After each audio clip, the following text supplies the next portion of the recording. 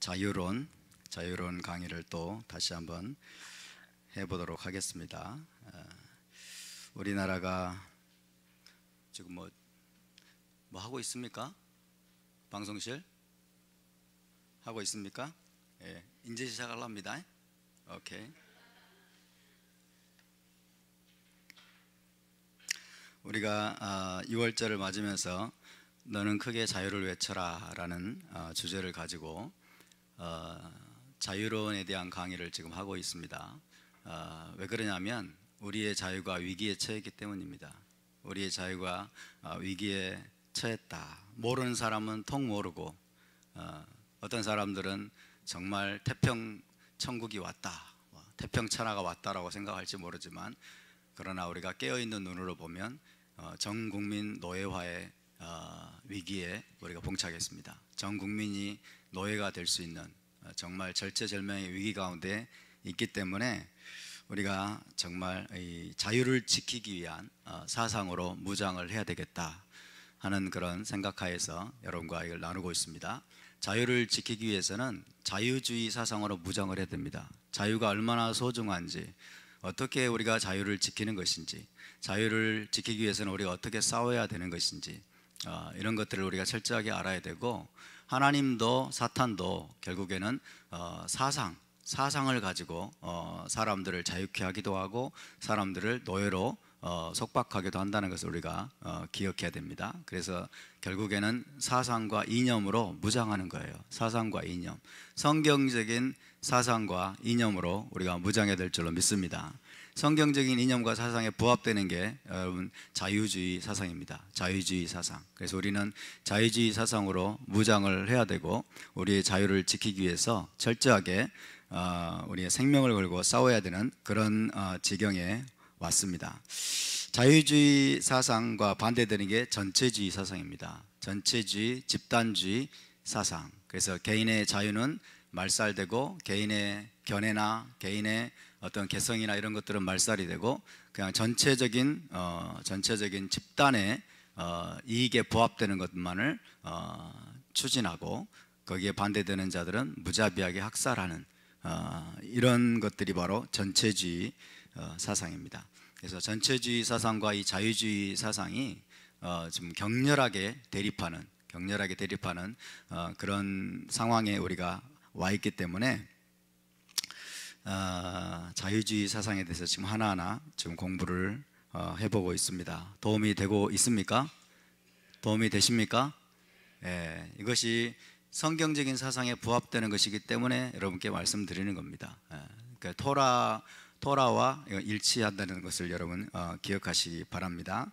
지난주에는 자유에는 책임이 따른다는 것을 말씀을 드렸습니다. 우리 개개인의 행동 하나하나에 책임을 지려고 하는 태도가 우리에게는 필요하다. 자유에는 반드시 책임이 따릅니다. 자유를 주셨기 때문에 하나님은 우리의 행동 하나하나를 심판하겠다고 말씀하십니다. 우리에게 자유가 없다면 하나님 우리의 행동을 심판하실 수가 없어요. 그래서 저와 여러분이 이 책임적인 태도를 철저하게 가져야 될 줄로 믿습니다. 우리의 운명에 대해서, 미래에 대해서, 우리의 소득에 대해서, 직장에 대해서, 우리의 공부에 대해서, 우리의 자녀들에 대해서, 우리의 30년 후에 대해서, 우리가 또 모든 행동 하나하나에 대해서 우리 자신이 스스로 책임지려고 하는 태도가 가장 중요합니다. 아멘. 그 위에 하나님의 은혜가 부어지는 겁니다. 그 위에 하나님의 은혜가 부어지는 거예요. 그래서 우리가 다른 사람을 의존하려고 하는 태도들, 다른 사람을 의존하려고 하면, 타인을 의존하려고 하면 다른 사람의 노예가 됩니다. 우리는 거지 근성에 사로잡히게 됩니다. 그래서 노예 근성, 거지 근성을 철저하게 몰아내는 사람들만이 자유를 누릴 자격이 있습니다. 할렐루야. 그래서 소득이든 수입이든 여러분 다른 사람을 의존하려고 하지 마세요. 다른 사람을 의존하려고 하지 말고 철저하게 내가 책임을 지겠다라는 그런 태도를 가지고 행동하는 것이 좋습니다. 물론 예외가 있습니다. 그렇다고 해서 모든 도움을 받지 말란 말이냐 그런 뜻은 아니에요. 도움을 받아야 될 때는 받아야 돼요. 할렐루야. 도움을 받아야 될 때는 받아야 되고, 도움을 받고 또 도움을 주는 거죠. 그렇죠? 도움을 받고 또 도움을 주고, 그러면서 우리가 성경의 정신대로 사는 것이 중요한데, 기본적인 태도를 말하는 겁니다. 기본적인 태도. 우리가 불가피하게 어떤 사람이 도움을 받더라도 책임적인 태도를 버리지 않는 게 중요합니다. 아멘. 그래서 나의 행동은 내가 책임진다. 나의 가정은 내가 책임진다. 나의 자녀들은 내가 책임진다. 내 교회도 내가 책임지고, 그리고 나에게 맡겨주신 멤버들도 내가 책임지려고 하는 자들을 가지는 게 중요합니다. 하나님께서 나에게 준 권위 아래에 있는 사람들을 내가 철저하게 책임지려는 자세가 중요합니다. 할렐루야. 책임의식이 고갈이 되면, 책임의식이 결여가 되면 자유를 누릴 자격이 없게 됩니다. 그래서 국가가 국민의 삶을 책임져 주겠습니다. 국민의 삶을 책임지는 국가, 이런 캐치프레이즈를 내건 것은 굉장히 기만적이고 위선적인 것입니다. 그래서 국가의 지원을 받아서 뭔가를 해보려고 하는 태도는 좋지 않습니다. 사람들이 오늘날 국가에서 너무 막 퍼주기, 복지, 무상 복지, 뭐 혜택 막 이런 것들이 많으니까 그거 찾아 먹으려고 난리들입니다. 그거 찾아 먹어가지고 공짜로 뭐 해보려고 난리들인데, 제발 우리 교회 성도들은 그렇게 하지 않기를 바랍니다. 아멘. 그걸 거부하세요. 그걸 거부하십시오, 여러분. 한 번, 두 번 하다 보면 어떻게 돼요? 내 정신이 타락합니다. 한 번, 두 번 하다 보면 내 정신이 타락하게 돼요. 그래서 그런 거를 거부하십시오, 여러분. 우리에게 건강이 있고, 일할 수 있는 능력이 있고, 우리에게 지력이 있고, 우리가 우리의 미래를 설계할 수 있는, 여러분, 그런 어떤 지성이 있다면 그런 거를 거부하시기 바랍니다. 아멘. 그래서 국가를 의존해서 무상 복지를 받고 혜택을 받아가지고 자꾸 뭔가를 해보려고 하는 것은, 그런 완전히 최소화해야 돼요.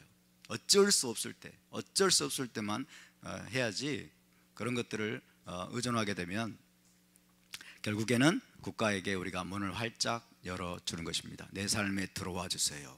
내 삶에 들어와 주셔서 나를 도와주고 내 삶을 책임져 주세요. 그렇게 되면 이제 국가가 나중에는 점점 간섭하게 되고 개입하게 되고 우리를 노예로 삼게 되는, 결국에는 여러분 점점 지금 문재인 정부가 북한과 굉장히 가까워지고 있죠. 그렇죠? 북한과 친하게 지내려고 하고 계속 꼼수를 부리고 있고, 계속 언론 플레이하고 있고, 마치 김정은이가 핵시설을, 이제 지금까지 썼던 핵시설을 폐쇄하겠다, 더 이상 핵실험을 하지 않겠다라고 하니까 이제 마치 평화가 온 것처럼, 북한이 핵을 마치 완전히 폐기하기로 약속이나 한 것처럼 막 이제 대단한 진전이다 막 떠들고 있죠. 핵 폐기하겠다는 말 안 했어요. 왜 핵실험을 더 이상 하지 않겠다? 핵무력을 완성했다 이거예요. 핵무력을 완성했기 때문에 더 이상 이제 핵실험도 안 하고 미사일 실험도 안 하고 근무 다 완성했다는 거예요. 그리고 풍계리 그 실험장도 6번 한 거기도 지금 이제 폐쇄하겠다. 왜? 쓸모가 없어졌거든. 쓸모가 없어. 이건 용도 폐기가 되는 거예요. 그러나 기존에 있는 핵은 그대로 가지고 있는 겁니다. 그런 북한과 자꾸 친하게 지내려고 하고 정전협정이다, 평화 체제를 구축하겠다. 무엇입니까? 점점 우리 대한민국의 체제를 북한 방식으로 여러분 바꿔 나가겠다는 것입니다. 노예의 길로 가는 거예요. 지금 이 나라의 정부가, 이 대한민국의 정부가 대한민국 국민 전체를 노예화시키는 방향으로 나아가고 있다는 것을 우리가 알아야 됩니다. 그런 국가를 우리가 의존하게 되고, 그런 국가에게 길을 열어주게 되고, 그런 국가에게 정권을 주게 되면 여러분 우리의 미래는 없습니다. 우리와 우리 자녀들의 미래는 없는 것입니다. 그러므로 우리가 정말 우리의 정신무장을, 이 사상무장을 똑바로 해야 될 줄로 믿습니다. 여러분, 우리가 그런 악한 체제에 대해서 맞서 싸울 수 있는 이 에너지와 파워라고 하는 것은 우리의 정신에서 나오는 겁니다. 우리의 사상에서 나오는 거예요. 확고한 사상과 정신으로 우리가 무장하고 있을 때 강력하게 우리가 맞서 싸울 수 있는 것입니다. 자, 오늘은 복지국가의 이상과 사회정의의 허구에 대해서 말씀드리려고 합니다. 지난주에 잠깐 말씀을 드렸는데, 이 세상에는 항상 가난한 자와 부자가 존재합니다. 맞습니까? 이 세상에는 항상 가난한 자와 부자가 존재합니다. 성경에도 보면은 가난한 자들은 항상 너희와 함께 있거니와 그렇게 말씀하죠. 그렇죠? 가난한 자들은 항상 우리와 함께 할 것입니다. 부자들도 항상 우리 가운데 있을 것입니다. 다시 말하면 소득이 많은 사람과 소득이 적은 사람, 수입이 많은 사람과 수입이 적은 사람은 항상 이 세상에 존재한다는 것입니다. 천문학적인 부를 축적한 자와 하루 한 끼도 먹기 힘든 사람이 이 세상에 존재합니다. 시장 경제에서도 떼돈을 버는 사람이 존재하는가 하면 전혀 성공을 거두지 못하고 실패만 거듭하는 사람도 존재합니다. 이 세상은 천국이 아닙니다. 이 세상은 천국도 아니고 그리고 완전한 세상도 아니기 때문에 자 이런 이것을 우리가 이제 소득 격차라고 말할 수 있겠습니다. 소득 격차, 부자와 가난한 자의 소득 격차, 떼돈을 버는 사람과 실패만 거듭하는 사람의 소득 격차. 이 소득 격차는 이 세상에서 그리고 자유로운 시장 경제에서는 너무나 자연스러운 현상입니다. 자연스러운 현상이고 저것이 이상한 것이 아닙니다. 왜? 이 세상은 천국이 아니기 때문에. 그러니까 이런 소득 격차는 어찌 보면 굉장히 자연스러운 일입니다. 하지만 사회주의나 공산주의 사상에 이 경도된 자들은 이 소득 격차 자연스럽게 이 세상에서 발생한 이 자유시장 경제 세상에서 발생한 자연스러운 소득 격차를 어떤 말로 치환을 해서 오도하냐면요, 소득 불평등이란 말로 바꿔버립니다. 자유로운 시장에서 자연스럽게 발생한 소득 격차, 소득의 차이가 난다. 이거는 가치 중립적인 말이죠. 가치 중립적인 말인데 이것을 소득 불평등이란 말로 바꿔버립니다. 소득 불평등이란 말로 바꿔서 이제 대중을 선동하는 거죠. 그래서 이런 교묘히 바꿔진 이런 말들로 수입이 적고 가난한 자들이 마치 굉장한 불평등을 겪고 또 엄청난 억압과 착취를 겪은 이 피해자라는 느낌을 심어주는 것입니다. 굉장히 무서운 말입니다. 여러분 우리가 이 맨 땅에 빈들에 아무것도 안 하면 자연스럽게 여러분 잡초가 나고 쑥대가 나고 그래가지고 말 그대로 쑥대밭이 돼버려요. 빈들에 아무것도 안 하고 그냥 나만 내버려주면 온갖 잡초들이 자라나고 말 그대로 쑥대밭이 돼버립니다. 황무지가 돼버리는 것은 순식간이죠. 근데 그 빈들에서 우리가 엄청난 수확을 거두고 이러려면은 엄청난 노력이 필요한 거예요. 엄청난 노력이 필요합니다. 무슨 말이냐면 우리가 여러분 자유를 지키고 그 다음에 우리가 이 세상에서 우리의 창의력과 우리의 재능들을 발휘하면서 정말 열매 맺는 건강한 삶을 살기 위해서는 엄청난 노력을 해야 됩니다. 우리가 이런 전체주의적이고 좌파적인 여러분 거짓 선전선동에 대해서 아무것도 안 하고 있으면 잡초들이 다 우리 안으로 들어와 가지고 우리가 이들의 노예가 되는 것은 순식간입니다. 순식간이에요. 그런데 이들의 잘못된 선전선동에 비합리적이고 잘못된 사실들을 우리가 제대로 간파해서 여기에 맞서서 대응해서 우리가 자유를 지켜내고 그리고 우리의 생명과 재산과 자유를 우리의 삶을 지켜내기 위해서는 엄청난 노력을 해야 되는 거예요. 엄청난 노력을. 아멘입니까? 우리가 이 세상에 살고 있는 동안에 여러분 아무것도 안 하면 쉽습니다. 아무것도 안 하고 기도도 안 하고 성경도 안 보고 하나님을 찾지도 않고 아무것도 안 하고 있으면 우리의 삶 자체가 폐허가 돼버려요. 우리 삶 자체가 폐허가 돼버리고 우리는 진짜 노예와 같은 삶을 살 수밖에 없습니다.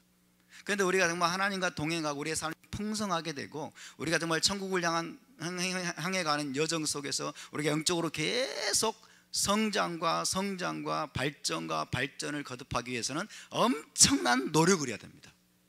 아멘. 부지런히 성경을 읽어야 되고, 부지런히 기도해야 되고, 부지런히 모여야 되고, 부지런히 회개해야 되고, 뭔가 여러분 열심히 우리 자신을 채찍질하고 개발하는 노력을 해야 되는 것입니다.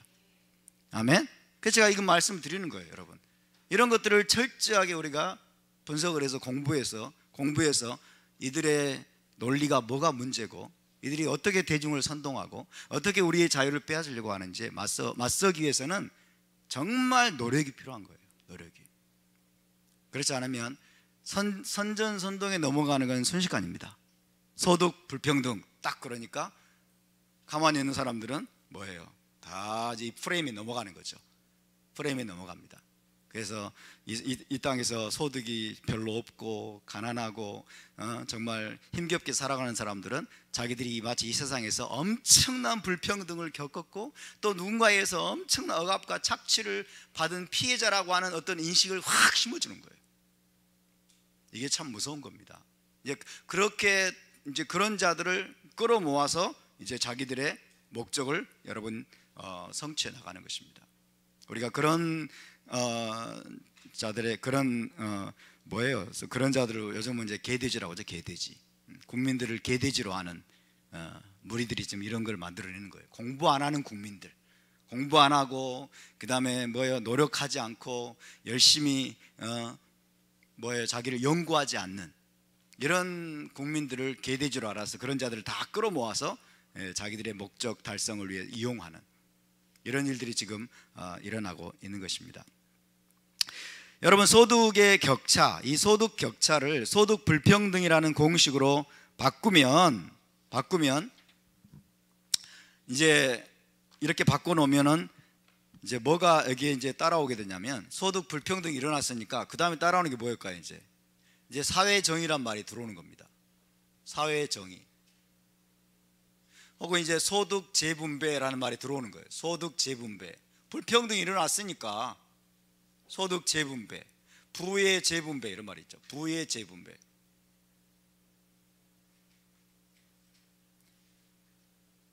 그럼 사람들은 또 엄청 떠들죠.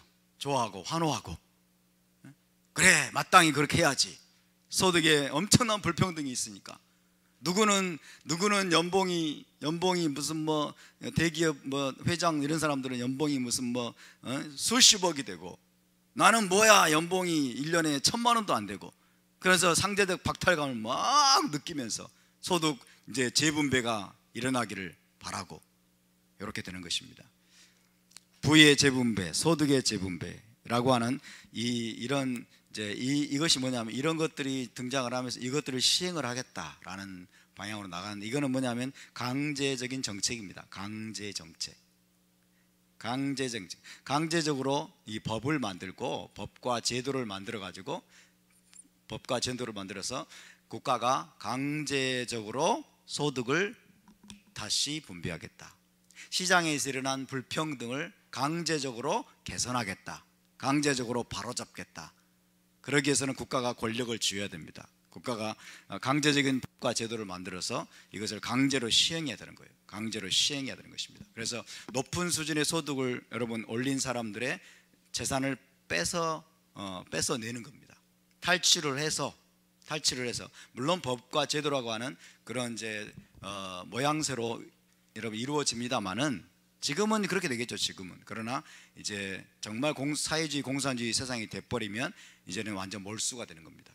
강제로 마구잡이로 몰수하는 그런 세상을 향해서 가는 전 단계로서 법과 제도를 만들어서 이제 소득이 높은 사람들의 재산을 이제 강제로 뺏어서 소위 가난하다고 하는 사람들, 소득이 없다고 하는 사람들에게 나눠주는 사회 정의를 실현하겠다라고 부르짖는 것이죠. 여러분, 과연 사회 정의나 분배 정의가 시행되어야 할까요? 소득 재분배란 말이 합당한 말일까요? 이런 정책이 사회주의 사회에서 합당한 것입니까? 요즘 또 이제 등장하는 말들이 이와 비슷한 말이 경제민주화죠. 경제민주화. 경제에 어떻게 민주화가 있을 수 있습니까? 경제민주화는요, 소득 재분배, 부의 재분배와 똑같은 말이에요. 똑같은 말인데 국민을 호도하기 위해서 만들어낸 말입니다. 국민들을 호도하고 아주 그럴싸하게 포장하기 위해서 만들어낸 말이 경제민주화라는 말이에요. 경제민주화. 여러분, 이 복지국가라는 말이 또 있습니다. 복지국가, 경제민주화, 사회정의, 이런 것들을 외치는 집단에서는 소득과 재산의 분배와 관련해서 정의로운 어떤 분배적인 패턴이 있어야 된다, 이렇게 생각을 하죠. 정의로운 분배 패턴이 있어야 된다. 정의로운 분배 패턴이 있어야 된다 하는 것을 요구합니다. 정의로운 분배적인 패턴이 있어야 된다. 자기들이 하겠다는 거예요. 자기들이 정의로운 분배적 패턴을 자기들의 생각대로 하겠다는 것인데, 어쨌든 이런 것들을 외치는 집단은 이런 걸 요구하는 거예요. 이 세상에는, 이 사회에는 정의로운 분배 패턴이 있어야 된다는 것을 요구합니다. 바꿔 말하면 이 말은 무슨 말이냐면 자유시장이 정의롭지 못하다는 거예요. 자유시장을 정의롭지 못하다고 얘기합니다, 이 사람들은. 그리고 시장 질서 안에서 정의롭지 못한 분배가 일어났다는 걸 전제하는 거죠. 자, 자유로운 시장에서 일어난 소득의 격차를 이들은 소득의 불평등으로 여긴다는 거죠. 그러니까 자유시장에서 일어난 이 소득의 불평등이 정의롭지 못하다는 거예요. 정의롭지 못하니까 그 정의롭지 못한 것을 바로잡기 위해서는 정의로운 분배 패턴이 있어야 된다. 그 정의적인 분배 패턴을 통해서 자기들이 사회 정의를 이루고 소득 재분배, 부의 재분배를 이루어내야 되겠다 하는 것을 지금 이야기하고 있는 것입니다. 그래서 이 사회정의란 말, 분배정의란 말, 소득 재분배란 말은 굉장히 인기가 있습니다. 굉장히 인기가 있고, 이것을 옹호해야만 마치 여러분 정의로운 사람인 것처럼, 이것을 옹호해야만이 깨어있는 지식인인 것처럼 여러분 여기는 그런 분위기가 이 세상 가운데, 지금 이 대한민국 가운데 팽배해 있습니다. 사회정의를 옹호해야 돼. 사회정의, 소득재분배, 부의재분배, 경제민주화, 이런 것들을 옹호해야만이 마치 진짜로 정의로운 사회를 만들려고 하는 인사인 것처럼, 깨어있는 지식인인 것처럼 여기는. 왜 당신 경제민주화 반대하십니까? 그러면 자유한국당에서는 끽소리 못하죠. 아니, 경제민주화를 반대하는 게 아니고, 이렇게 나온다고.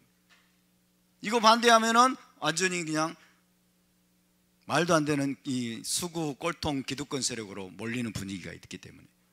경제민주화를 반대하십니까? 그러면 끽소리 못하고 그렇게 되는 거죠. 그래서 이런 것들을 옹호해야만이 마치 깨어있는 지식인이고 정의로운 사람인 것처럼 생각을 합니다. 그러나 여러분, 사회의 정의는 한마디로 사회 부정의입니다. 사회 부정의. 그러니까 사회 정의는 사회 부정이다, 이걸 알아야 돼요.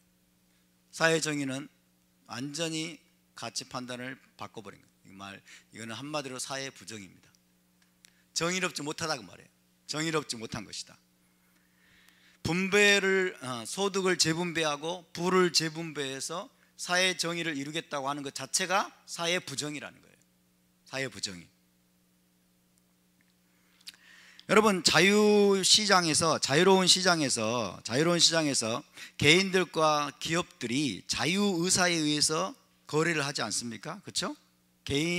개인들과 기업들이 자유로운 시장에서 자기들의 자유의지를 가지고 자유로운 의사에 따라서 상호작용을 하고 거래를 하고 이렇게 여러분 하지 않습니까? 그렇죠? 자, 그렇게 자유로운 의사에 의해서 일어난 그 상호작용의 결과로 뭐가 생겨요? 소득이 생기고 분배가 생기죠. 그렇죠? 기업들과 개인들이 자유롭게 상호작용을 해서 소득이 생기고 분배가 생긴다고요. 이것은 뭐예요? 이것은 정의의 잣대로, 여러분, 정의의 잣대로 재단하려고 하면 안 됩니다. 그렇죠? 정의의 잣대로 재단하려고 하면 안 되는 거예요. 자, 일자리도 마찬가지예요. 일자리, 예를 들어서 대학 졸업자가 여러분 직장에 들어가려고 하면은 기업과 자기가 거래를 하는 거예요. 딜을 하고 거래를 하는 거예요. 그래서 당신은 내가 들어가면은 얼마를 주겠습니까? 연봉이 얼마입니까? 딱 보고 마음에 안 들면 안 가는 거예요. 마음에 더 많이 주는 대로 가는 거예요. 기업의 입장에서는 당신이 이 회사에 들어오면은 이 회사에서 무엇을 기여하겠습니까? 그러면서 능력을 여러분 평가해보고 그 다음에 학력과 재능과 뭐 이런 것들을 평가해봐서 우리 회사에 당신의 능력은 이 정도 적합하니까 초봉은 얼마를 주겠습니다. 그렇죠? 그 다음에 좀 더 실적을 달성을 하면 뭐 나중에는 시간이 지날수록 얼마를 더 올려주겠습니다. 그렇게 여러분 서로 상호작용을 하는 거예요. 상호작용을 하고 그 다음에 협상을 하고 그렇게 해가지고 두 사람의 두 대상이나 혹은 뭐 여러 당사자들에 의해서 자연스럽게 결정된 소득과 분배가, 이것은 정의롭다 정의롭지 못하다라고 하는 이런 여러분 그런 잣대를 가지고 함부로 재단할 수 없다는 거예요. 이건 자연스러운 거예요. 자연스러운 겁니다. 누군가가 어떤 이것을 다 기획하는 한 기획자가 있어가지고 기획자가 있어서 이것을 여러분 예를 들어서 가진 자들에게 유리하게 혹은 뭐 재벌에게 유리하게 기업에게 유리하게 여러분 분배를 자기 마음대로 기획을 해서 하고 그 다음에 가난한 자들에게서는 이것을 억압하고 착취하고 탈취해가지고 다 뺏어서 있는 자들에게 막 이게 나눠주는 이런 잘못된 정의롭지 못한 분배, 정의롭지 못한 소득이 일어나게 하지 않았다는 거예요. 이해되십니까? 그러니까 자유로운 시장을 이들은 여러분 정의롭지 못한 것을 여깁니다. 그게 문제입니다. 이게.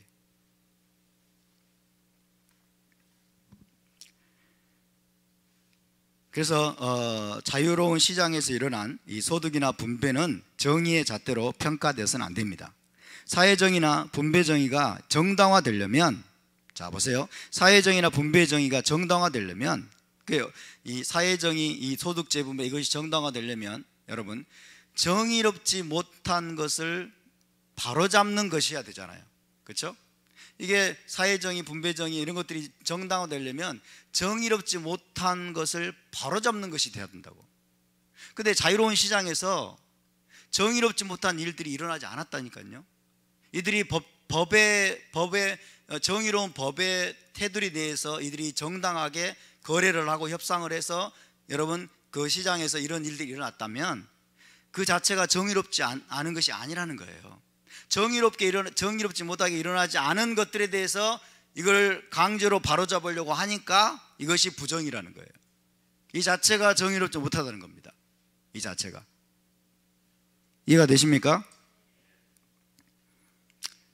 다시 말하면 여러분 사회정의, 분배정의가 정당화되려면 정의롭지 못한 행동을 제거하는 결정이어야 되는데 자유로운 시장에서 일어난 이 자연스럽고 정당하게 일어난 소득이나 수입 격차에 정의의 잣대를 들이대고 그것을 불평등으로 규정을 해서 국가나 사회가 강제로 가난한 자에게 유리하도록 소득을 재분배한다? 이게 정의로운 거예요? 이건 정의 규칙의 위반이죠. 정의 규칙의 위반입니다. 이 자체가. 이해가 되시면 아멘 하시기 바랍니다. 이것을 잘 이해해야 됩니다. 이것을 잘 이해해야 돼요. 그러니까 이들은 시장을 싫어하는 거예요. 시장을. 자유로운 시장을 싫어하는 거예요. 왜? 자기들이 뜻대로 안 해주니까.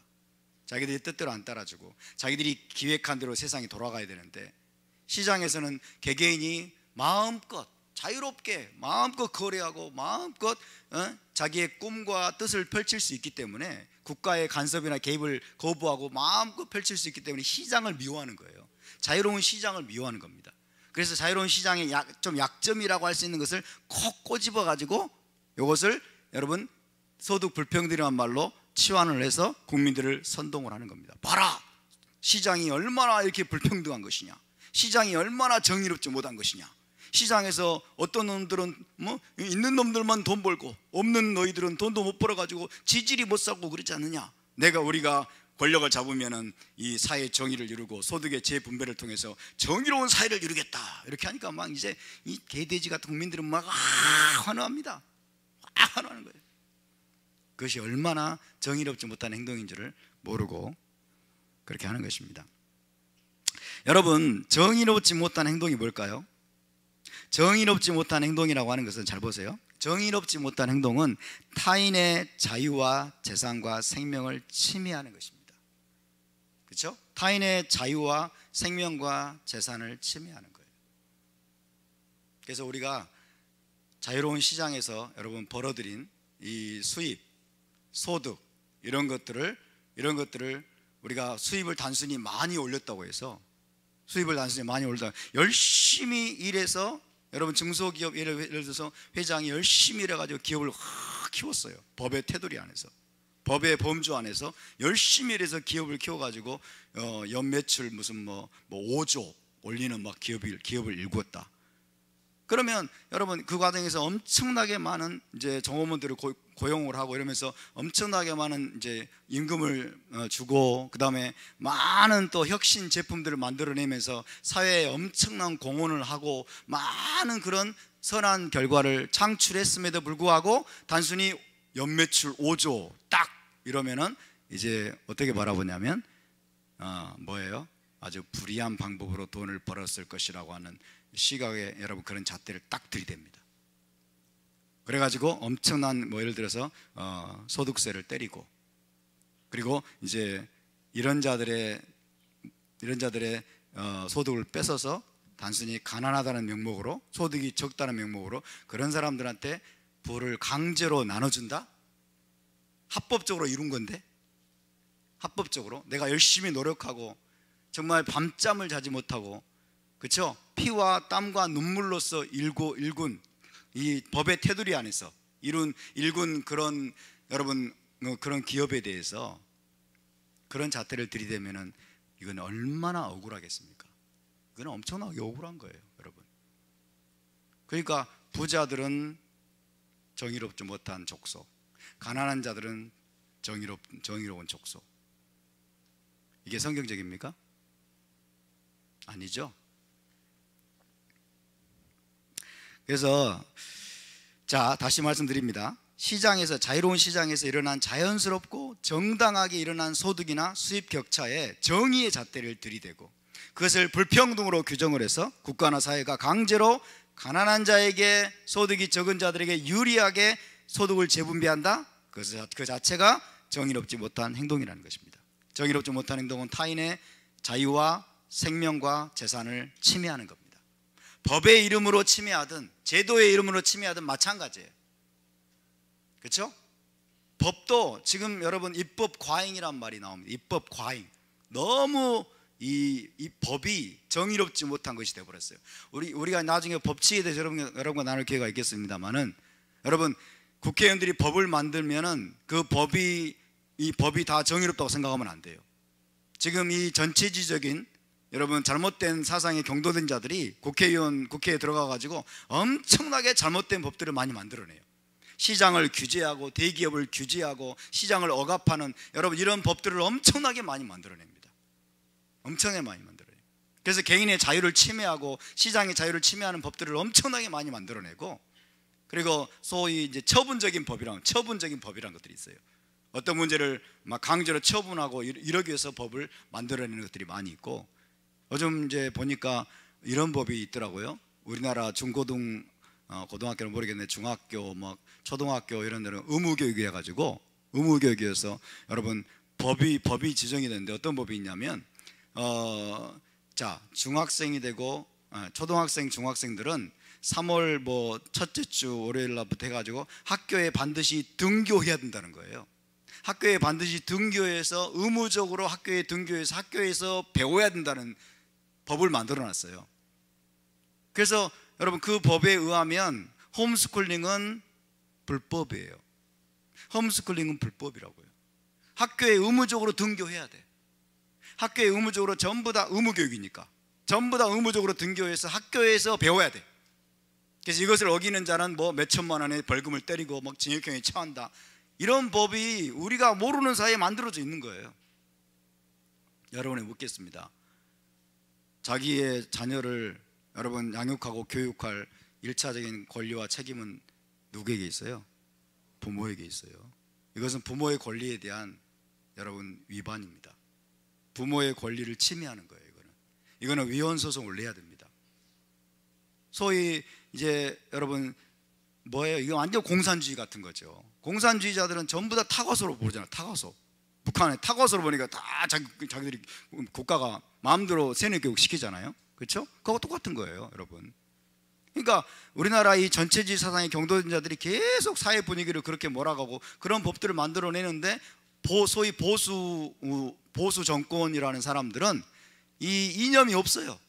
생각이 없고 사상이 없으니까 그런 법들을 막아내지를 못하는 거예요. 그러니까 여러분 보니까 대안학교, 그 다음에 홈스쿨링, 이거 다 불법이라는 거예요. 전부 다 불법이에요. 우리는 국가의 노예가 돼야 됩니다. 그 법대로 하자면.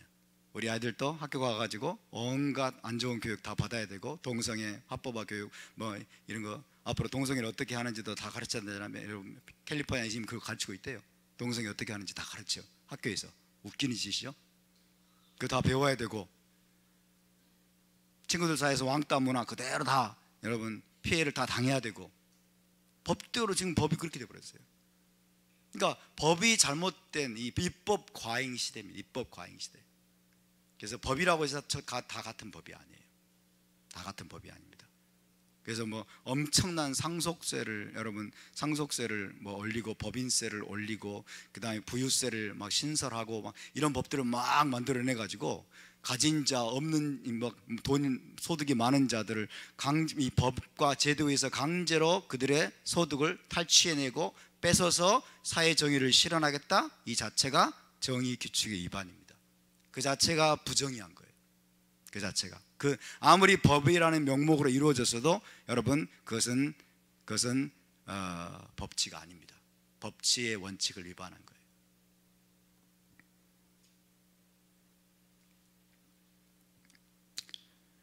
국가나 정부가 사회 정의라는 이름으로 단순히 소득 수준이 높다고 해서 그런 사람들의 재산을 빼앗아서 소득이 낮은 사람들에게 재분배하려는 것은 정의 규칙의 위반이다. 그 자체야말로 정의롭지 못한 행동이라는 것입니다.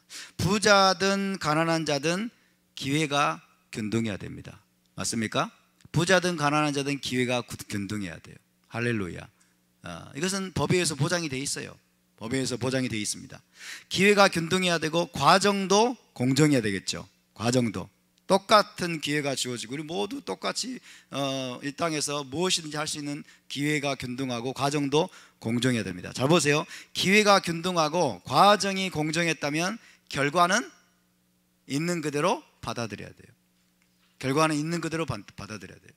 자, 균등한 기회, 공정한 과정을 통해서 여러분 각 사람에게 돌아가는 결과들, 각 사람에게 돌아가는 소득과 그다음에 뭐 분배와 수입, 이런 것들이 결과인데, 이 결과를 또 인위적으로 조정을 해가지고 뭐예요? 결과 자체를 평등하게 만들겠다. 그것이 정의롭습니까? 정의롭지 못하죠. 그렇죠? 전부 기회가 똑같았어요. 똑같이 기회가 주어졌어요. 그렇죠? 또 과정도 공정했어요. 그러면 그로 말미암아서 각 사람에게 돌아가는 결과는 여러분 그대로 받아들여야 됩니다. 그 자체 그대로 받아들여야 돼요. 그러니까 소득의 격차는, 그래서 여러분 소득의 격차라고 하는 것은 뭐예요? 기회가 균등하고 과정이 공정한, 여러분 그 결과로서 자연스럽게 일어나는 일이죠. 소득의 격차. 근데 이거를 또다시 이미 기회가 균등하고 공정한 과정을 통해서 만들어진 결과를 또다시 평등하게 고치겠다, 인위적으로 고치겠다. 이게 뭐예요? 소위 말하는 사회정의라는 겁니다. 사회정의, 분배정의, 소득 재분배, 부의 재분배라는 거예요. 말이 안 되죠. 그렇죠? 말이 안 되는 짓들을 지금 하려고 하는데, 우리 국민들이 생각이 비어 있으니까, 공부를 안 하니까, 연구를 안 하고 의심을 안 해보고, 그러니까 여러분 이 사회가 지금 빠른 속도로 지금 저런 사회로 지금 이행해 가고 있는 것입니다. 자유로운 시장에서 일어난 거래의 결과, 즉 수입이나 소득을 강제로 그래서 평등하게 하려는 것 자체가 정의롭지 못하며 공정하지 못한 것입니다. 제가 이것을 왜 이렇게 강조할까요? 이것을 강조해야 하는 이유가 있습니다. 사회정의, 분배정의, 경제민주화, 복지국가 등을 우리가 좋아하고 그런 언론 플레이에 넘어가면 필연적으로 국가나 정부의 시장 개입과 간섭을 허용하게 됩니다. 시장 개입과 간섭과 규제를 여러분 한번 허용하기 시작하면 계속해서 그 정도가 심해져서 국가가 국민의 생활 전체를 통제하는 방식으로 가게 되고 그 마지막 종착역은 북한처럼 되는 겁니다. 그 마지막 종착역은 북한처럼 되는 거예요. 노예의 길입니다. 이것이 노예의 길이에요. 국가에게 무제한적인 권력을 주어서 여러분 개인의 자유를 침해하고 시장을 침해하고 시장을 규제하고 간섭하고 막 이렇게 여러분 그것들을 국민이 계속해서 좋다고 환호하고 그런 자들에게 여러분 투표하고 표를 주어서 그런 자들을 막 뽑아주고 이러면은 결국 자기 목에 여러분 칼을 들이대는 그런 결과를 초래하게 된다는 거예요. 노예의 길입니다.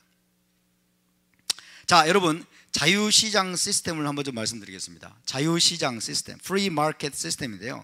자유시장 시스템이라고 하는 것은 시장에 참여하는 자들이 자기가 가지고 있는 지식과 목적을 기초로 해서 자신의 모든 행동들을 하나하나 조정해 나가는 절차입니다. 개인에게 자유가 주어져 있어요. 자기에게는 지식이 있습니다. 시장에 대한 지식이 있고 자기가 가지고 있는 지식이 있어요. 또 목적도 있습니다.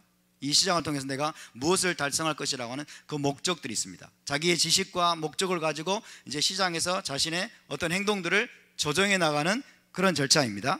개개인의 행동의 성공, 시장에서 개개인이 성공할 수 있는 여부, 시장에서 개개인이 성공할 수 있느냐의 여부는 각자가 자신의 계획을 얼마나 실현할 수 있느냐, 그 시장에서 자신이 가지고 있는 지식을 토대로, 재능을 토대로 자신의 계획을 얼마나 시장에서 실현할 수 있느냐에 달려 있습니다. 맞습니까? 네, 시장에서 물건을 사는 일이든 아니면 기업에 취직을 해서 기업과 이렇게 이제 상호작용을 하는 일이든 어쨌든 그렇습니다. 이 거대한 자유로운 시장에서 개개인이 자신의 지식과 목적을 가지고 자신의 행동들을 하나하나 결정해 나가는데 이 개개인이 시장에서 어떻게 자기의 계획을 실현하느냐, 그리고 얼마나 실현할 수 있느냐, 여기에 개인의 성공이 달려 있습니다. 우리가 성공하느냐 마느냐. 자, 그렇다면 시장에서 개개인이 자신의 계획을 수행하는 과정에서 이제 형성이 되는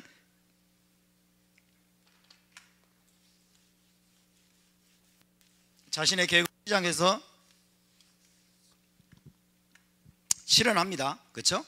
자유시장에서 개개인이 자신의 계획을 이제 실현을 합니다. 실현하고 마지막에 맺어지는 결과가 뭐예요? 소득이죠. 소득입니다. 수입입니다.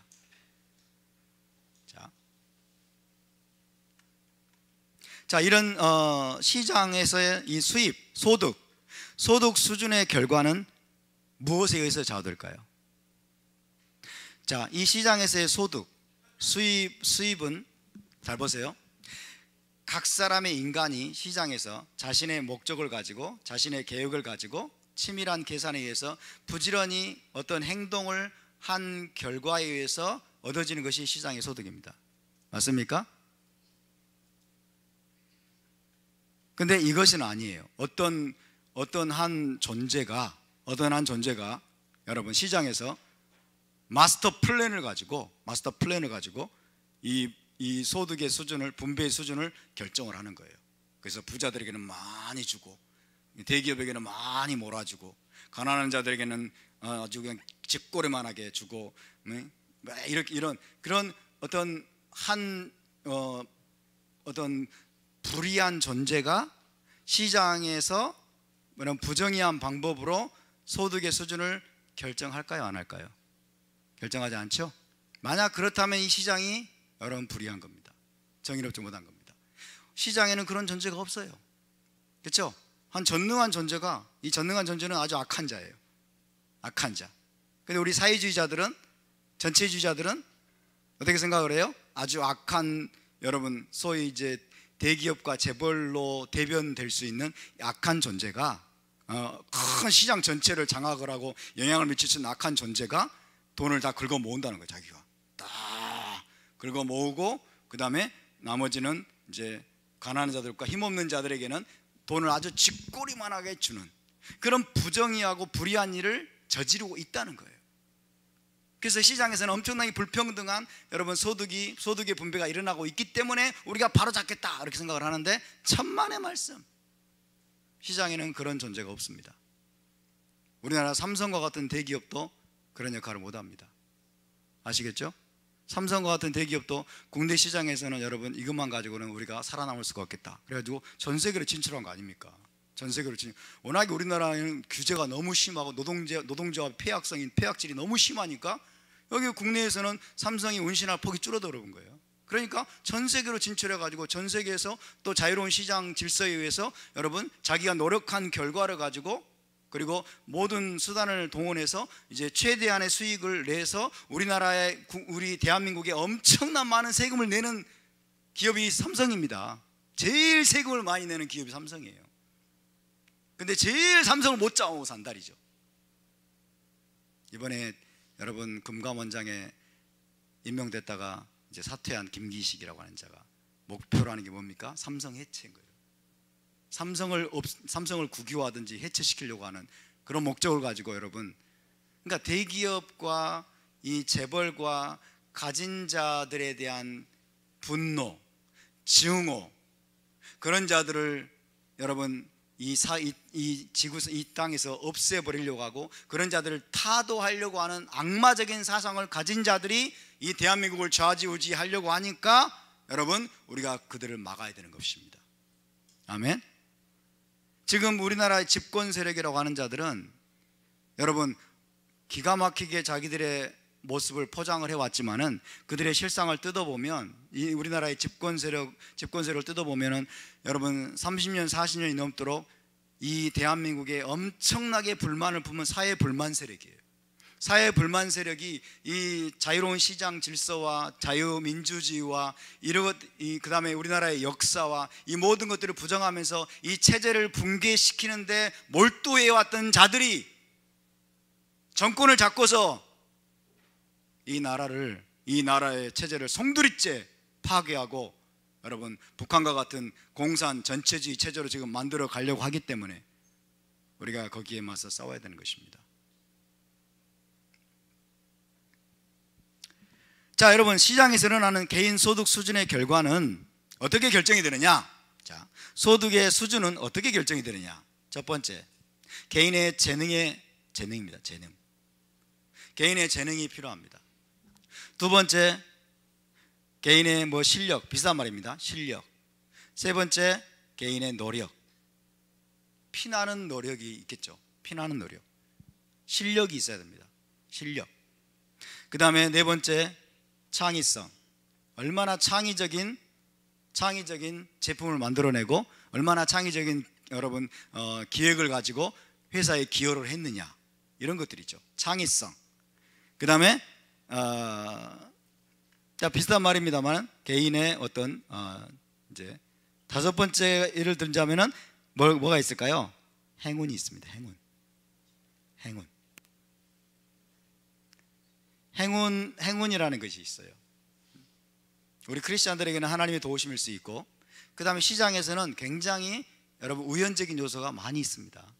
우연적인 요소가 많이 있어요. 열심히 노력을 하고 개발을 했는데 전 세계 경제 상황과 뻐그러진 거예요. 그래서 실패를 하고 여러분 기업을 말아먹은 사람도 있습니다. 근데 별것도 아닌데 이 나라의 어떤 경제 상황과 전 세계적인 상황과 맞물려 가지고 이게 대박을 치는 경우도 있어요. 그렇죠? 대박을 치는 경우도 있다고요. 그런 게 일종의 행운적인 요소예요. 여러분, 이게 불평등입니까? 이 불평등이 아니죠. 행운적인 요소도 엄청나게 많은 엄청나게 큰 어떤 요인으로 작용합니다. 자, 시장에서 일어나는 이 소득, 수입이라고 하는 게 이런 것에 의해서 일어나는 거예요. 이런 것에 의해서 주로. 맞습니까?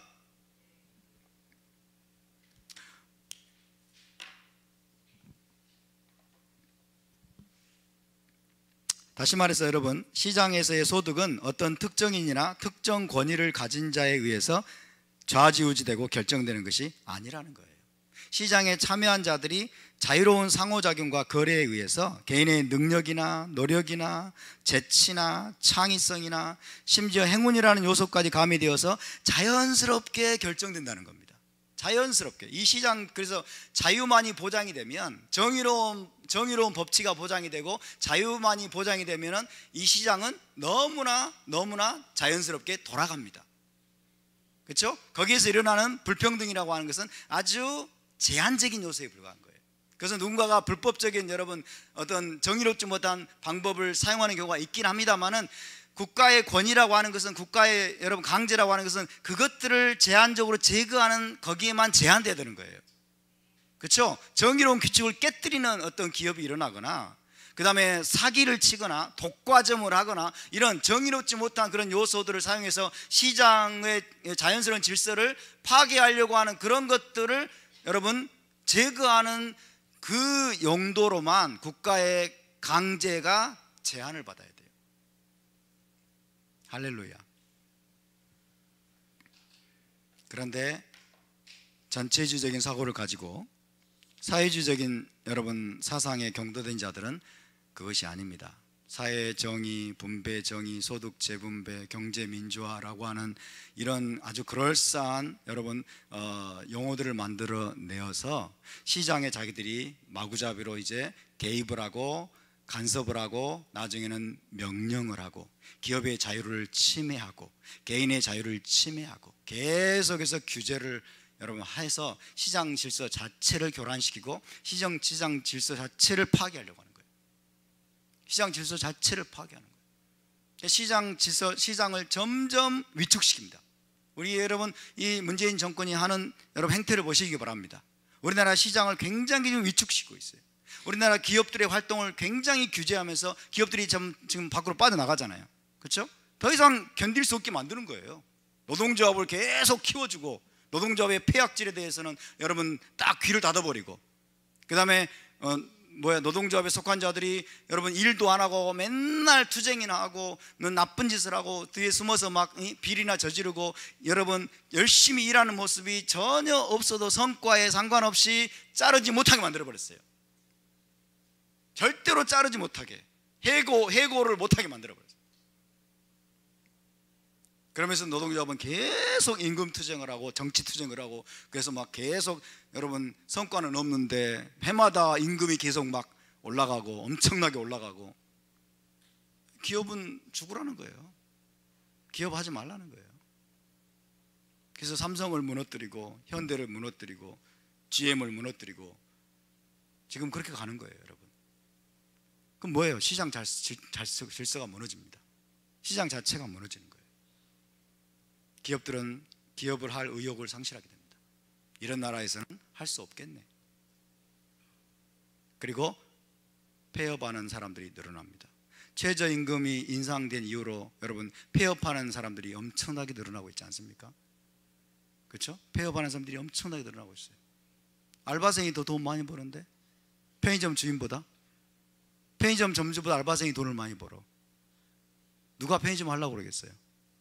심야 영업도 이제 중단하고 폐업하고, 그러면서 시장이 여러분 무너지고 있습니다. 시장이 무너지고 있어요.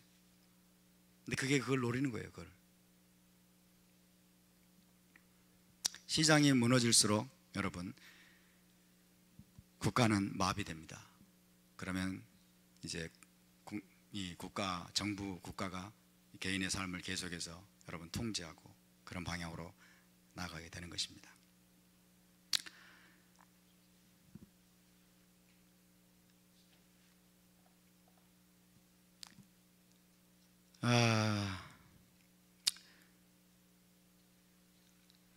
그래서 우리가 다시 한번 여러분 강조를 드리지만은, 부자는 악이 아닙니다.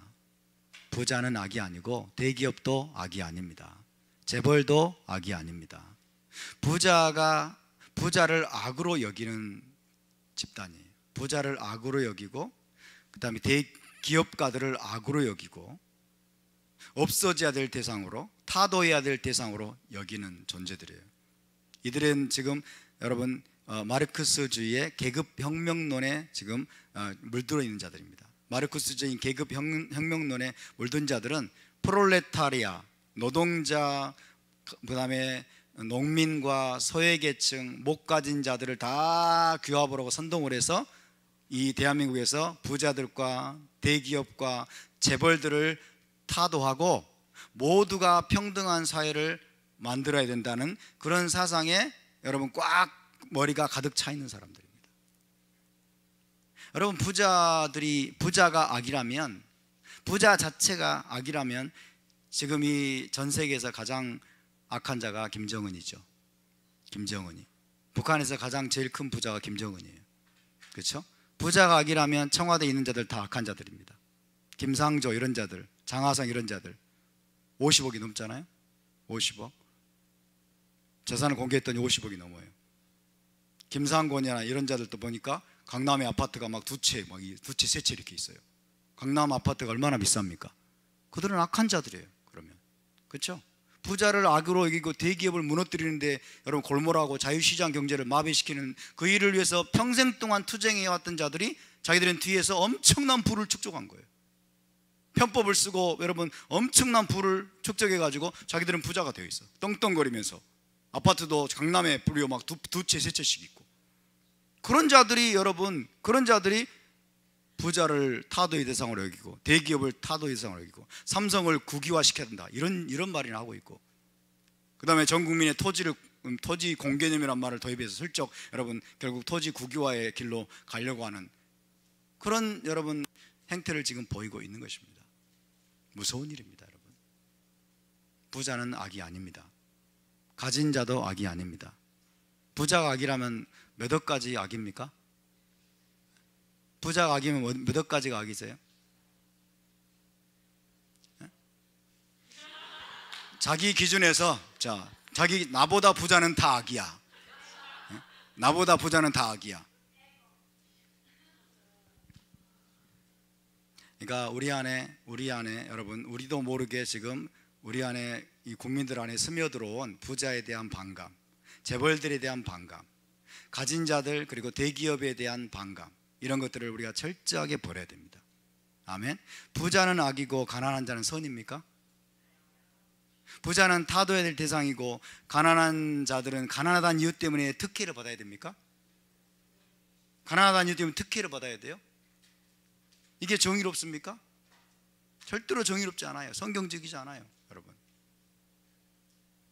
그러니까 부자들은 엄청나게 불의를 저지르고 엄청나게 불법을 비리를 저질러서 그 많은 돈을 긁어 모았을 것이다라고 하는 이 우리 안에 있는 이 편견과 선입견, 이것들을 철저하게 내려놓아야 돼요.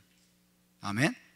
대기업과 재벌이 대한민국 전체에 엄청난 기여를 하고 있다는 것을 우리가 알아야 됩니다.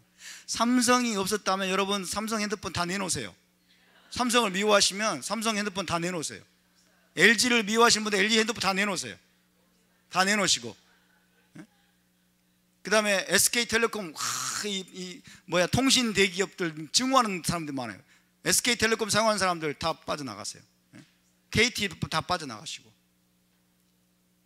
제가 여러분 고향에 내려가면 저희 형님이 과거에 공산주의 운동을 했던 사람입니다. 대학교 다닐 때 투쟁 독재 타도 하면서 아마 주사파였을 가능성이 많아요. 과거에 주유소를 했었는데요. GS 주유소를 했는데 주유소 잘 돼? 물어봐요. 사업 잘 돼? 뭐라고 하는지 아세요? 대자본이 다 빨아먹는데, 대자본이 다 빨아먹어서 우리는 유지하기 힘들어. 대자본이 다 빨아먹어서. 대자본이 뭐야?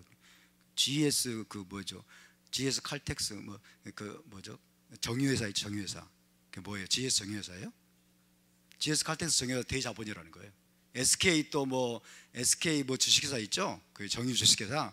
그런 데가 대자본이라는 거예요. 대자본. 대자본가들이 소자본가들 다 피를 고열을 막 빨아들인다고요. 빨아들여서 자기들은 아무것도 못한다는 거죠. 그러니까 이 자본가들에 대한 뿌리 깊은 반감, 적대감, 이런 것들을 표출하는 걸 제가 봅니다. 여러분, 참 그게 무서운 거예요. 여러분, 이 법치주의의 이 테두리 내에서 그리고 자유로운 시장 질서 내에서 많은 소득을 올리고 큰 재물을 얻었다면 여러분 그 자체는 오히려 박수갈채를 받아야 돼요. 맞습니까? 자기가 최대한 노력을 해서 자기의 밤잠을 자지 않고 아이디어를 만들고 그 다음에 기획을 하고 또 물건을 막 혁신적인 그 제품들을 만들어내고 그래가지고 이 대한민국의 법치 테두리 내에서 시장 질서 안에서 어마어마한 기업을 일구고 여러분 어마어마한 또 사업체를 만들고 많은 종업원들을 거느리게 되고 그렇게 했다면은 이거는 상을 줘야 돼. 이거는 박수갈채를 받아야 돼요. 맞습니까? 우리는 그런 자들을 적대시하는 거예요. 그런 자들을 적대시하고. 근데 과연 그게 성경적이라는 거예요. 성경에서 그렇게 말하고, 성경에서 그렇게 하라고 말씀하셨냐는 거예요. 하나님은 부자들을 적대시하라고 말씀하셨냐는 거예요. 여러분, 하나님은 부자들을 적대시하라고 말씀하지 않았어요.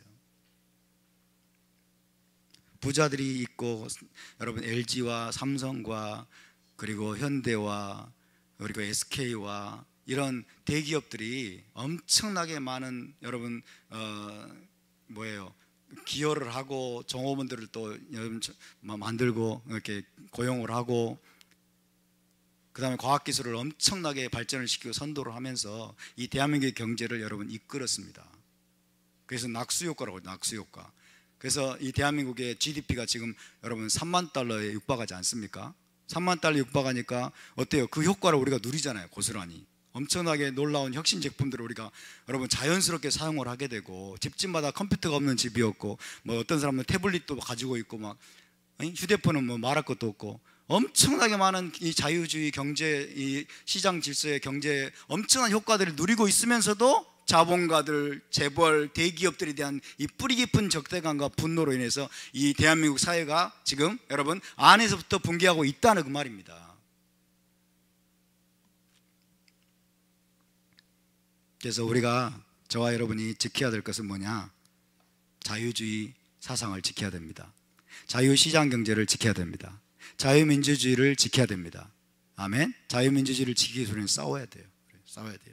그래서 국가의 권력이라고 하는 것은 개인의 자유와 생명과 그 다음에 개인의 여러분 재산들을 지키는 데 국가의 권력이 사용돼야 된다.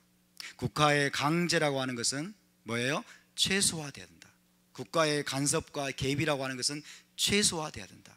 국가가 강제로 뭔가를 여러분 국민에게 뭔가를 강요하고 하는 것은 국가 안보, 병역, 징집 이런 차원 그런 것들의 어떤 최소한으로 여러분 축소돼야 됩니다. 국가의 권력은 여러분 커지면 커질수록 우리에게 위협이 됩니다. 아멘. 그래서 개인의 자유와 인권을 최대한 보호하고 시장을 철저히 보호하면서 최대한 공정하게 법을 집행하는 그런 정부가 세워질 수 있도록 우리가 노력해야 될 줄로 믿습니다. 요즘 드루킹 게이트라고 해가지고 엄청난 사건들이 지금 많이 일어나고 있는데 우리나라 이 정부가 여러분 드루킹 게이트는요 문재인 대선 조작 게이트예요. 문재인 대선 조작 게이트라는 의구심이 합리적인 의심이 여러분 들지 않습니까? 특검을 이제 수용했다고 하는데 문재인까지 조사를 해야 돼. 완전히 그래야만 됩니다. 근데 경찰이 계속 덮어주고 비호하고 막 이렇게 가지 않습니까? 법을 공정하게 집행하지 않아요. 전직 국정원장 4명을 여러분 구속시키고 국정원을 해체시키고 국정원에서 단 댓글이 여러분 국가 안보를 지키기 위해서 단 댓글인데 이것을 정치적인 댓글이라고 해가지고 수사해서 다 집어넣고 이런 말도 안 되는 법 집행을 했던 이 정부가 지금 이 드루킹 게이트 조직적으로 여러분 민주주의를 유린한 거거든요. 이거는 정상적인 민주주의를 유린하고 그 다음에 정권을 찬탈했다고도 과언이 아니에요. 그런 것들에 대해서는 전혀 지금 덮어주기식 수사를 하고 있다는 거예요. 덮어주기식. 법치주의를 무너뜨리고 시장 질서를 무너뜨리고 여러분 이렇게 되면은 여러분 국민의 자유와 인권은 이제 얼마 가지 못할 겁니다. 우리는 이런 정부에 맞서서 싸워야 됩니다. 아멘. 이런 정부에 맞서서 싸워야 될 도덕적인 의무가 우리에게 있어요. 우리에게 있습니다. 왜? 이것은 우리의 운명과 직결되는 것이기 때문에 그렇습니다. 우리 교회의 운명과도 직결되기 때문에 그렇습니다. 우리 자녀들의 운명과도 직결되기 때문에 그렇습니다. 우리가 깨어서 일어난다면 저와 여러분이 이 자유주의적인 이 성경적인 사상으로 깨어서 우리가 무장해서 우리가 여러분 끝까지 투쟁하고 싸우고 또 많은 사람들을 깨운다면은 여러분 이 주사파 정부 오래가지 못할 것입니다. 이 사악한 정부 오래가지 못할 것입니다. 우리가 자유 대한민국을 지켜낼 것입니다. 할렐루야. 자, 우리 함께 일어나서 기도하고 오늘 마치도록 하겠습니다.